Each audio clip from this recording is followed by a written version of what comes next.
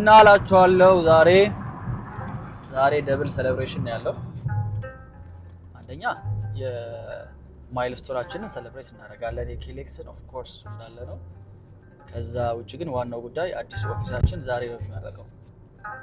አነስ ያለች የኢንተርናል ቲም የምረቃ ፕሮግራም የገብርኤል ቀንን ጠብቀን ዛሬ ነው የምናደርገው።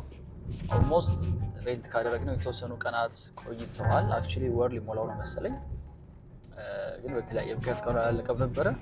በአንድ ሳምንት ስራ ማጆሪቲው ነገር አልቆ አሁን በቃ ፉሊ ኦፕሬት ማድረግ የሚችል ስፔስ ሆኗል። እናየዋለን። እኔ ራሱ ገና ካለቀ አልሄድኩም። አሁን ገና እኔም ላይ ነው የሚሄደው እና ሪሊ ኤክሳይትድ ዊል ሲ።